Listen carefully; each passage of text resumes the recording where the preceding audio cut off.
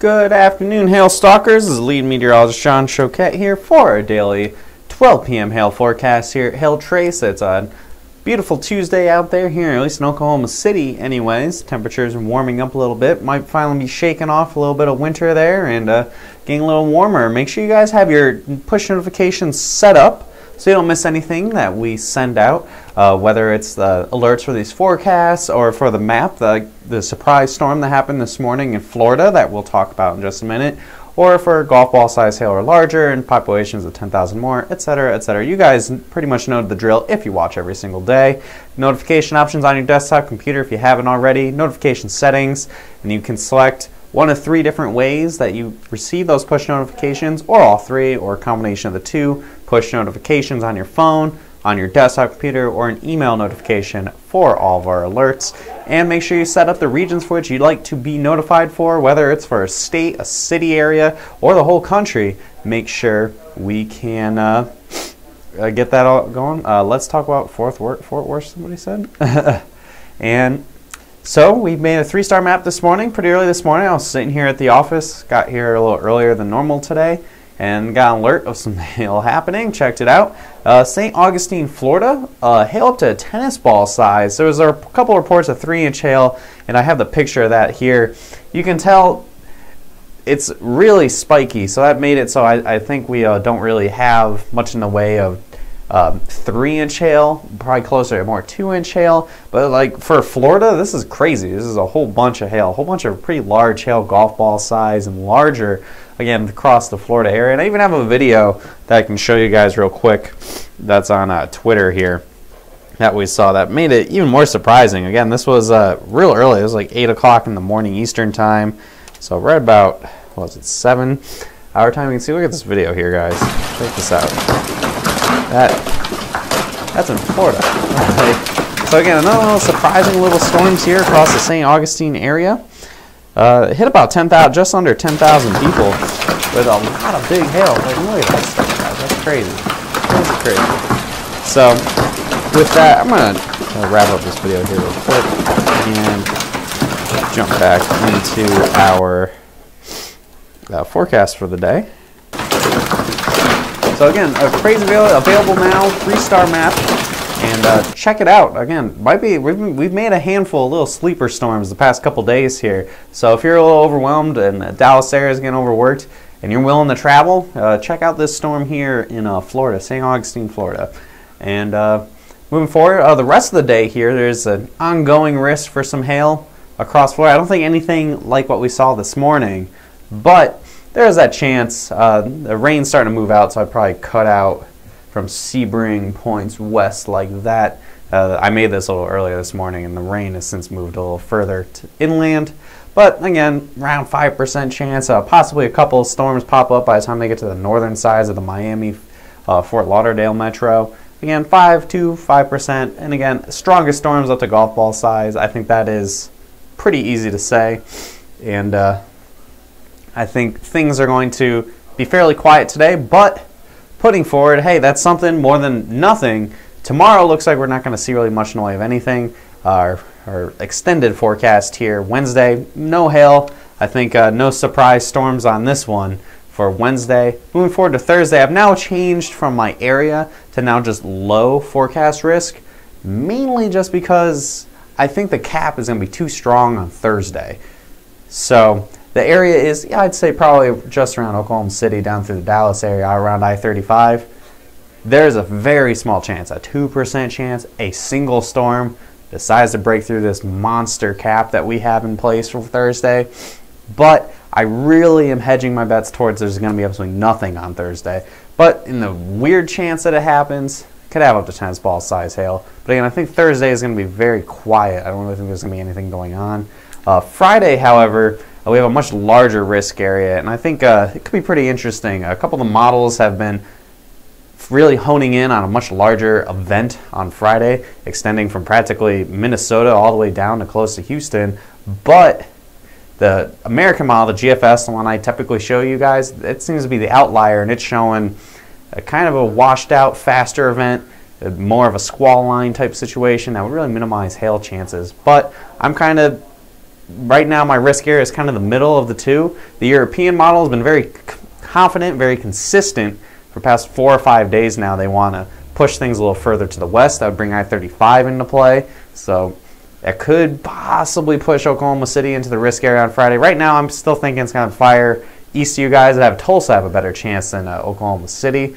Places closer to like Kansas City, most of Iowa, I think you have a chance. Arkansas, a good chunk of Missouri. Further south, the Dallas-Fort Worth Metroplex, I think you guys will be at play on Friday. And again, I think it's going to be a situation of storms are going to fire earlier in the day, early afternoon, and they're going to be more discreet, so more supercell thunderstorms, kind of like how last Friday was.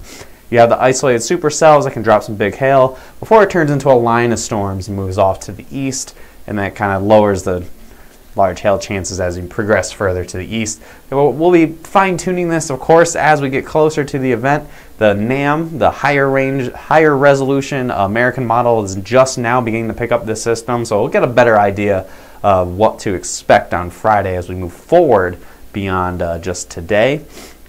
And then things get a little interesting beyond there. I think on Saturday we probably will see the potential for some storms.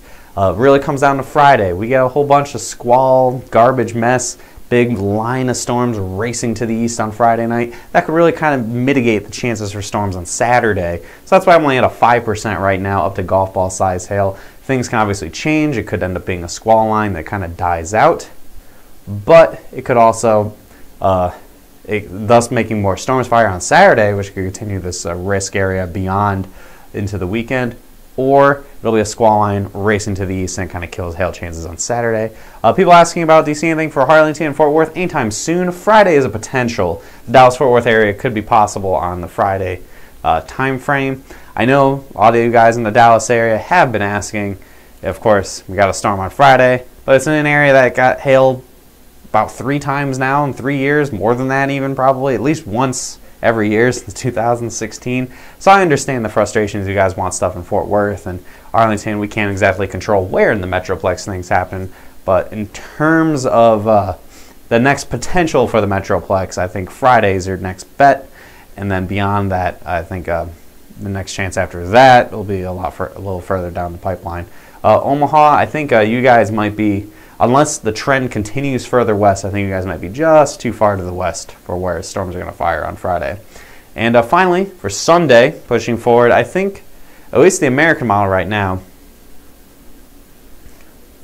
Okay, let's see. Gave Dallas area something like 10% for storms on the 6th, and the storms are pretty significant, so I'm just curious about your strategy.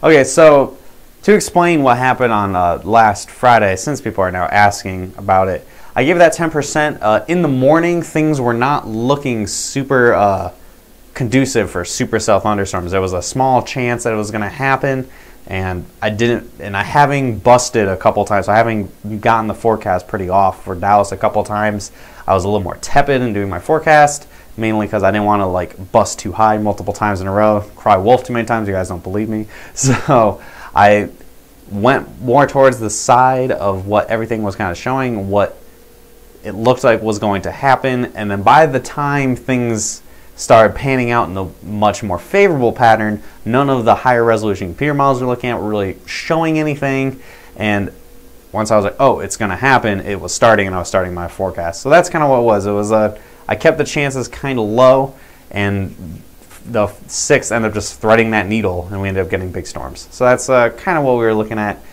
The percentages is more, it's like, do I think how confident I am in those things like that happening, and every once in a while, stuff like that, that 10% ended up being 100%. So that's just kind of our strategy on that.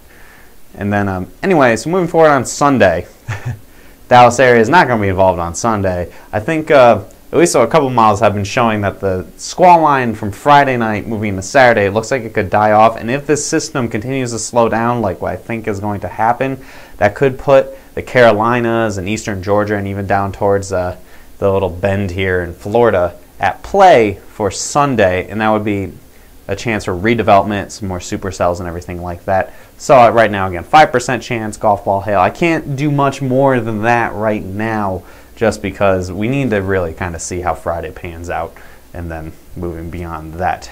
All right. Thank you for saying we're doing a good job. So that's what we're expecting for the next few days. I can show the models as well, give you guys an idea. It's going to be a different website than what we usually show. Pivotal Weather, which is a website we usually show you guys, seems to be having some problems.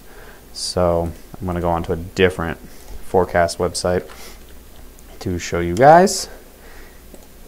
And here we go. We almost have the whole run out here. So this is showing the jet stream, like what we do on the other one, just different colors, different website. Moving forward here, there's that chance. Let's jump ahead to Thursday. You can see the system moving in on Thursday, but I think there's going to be a really strong cap in place. And nothing is going to fire up on Thursday. Move forward, and you see the big old bowling ball coming in on Friday. Pretty strong. And I think Friday afternoon, Friday evening, looks like this is beginning to slow down a little bit. I haven't really looked at this too much yet, guys. Looks like it's trying to lean towards the European model, the one that's been really consistent. So I think that might be the more preferred solution, the more likely scenario. And that would show storms, and then you see it kind of progress to the east. And the unfortunate side of this is, since it's so strong, it's going to sweep all the moisture out of the Gulf of Mexico. And we have another system that's going to come in for Tuesday. And I haven't really talked about it too much, mainly because I think there's not going to be a lot of moisture to work with this. And to get the big time severe weather, you need that moisture, you need that energy to get them going. And it doesn't look like it's going to quite get itself together on Tuesday, so it's going to be kind of a wasted opportunity on that one. So you got to do those hail dances and hope Friday, Saturday, Sunday kind of pan out. And then after that, beyond that, looks like we're going to see another risk possible coming in towards the following weekend. The model run isn't out far enough for us to look at that right now. And then I can show you guys the moisture. I always jump ahead here. And you can see, let me jump back. This is on Thursday. There is a dry line, pretty strong dry line in place. I think there will be quite a few wildfires in the Texas Panhandle, where there's a horrible drought going on. But there's also a strong cap in place, keeping things going. Did you ever look at the Texas Tech model? I don't really ever look at that one too much. I tend to try to keep things. There's a lot of models to look at, and there's a lot that are not that great. So I kind of stick to the staples, the big ones, the NAM, the GFS, the Euro.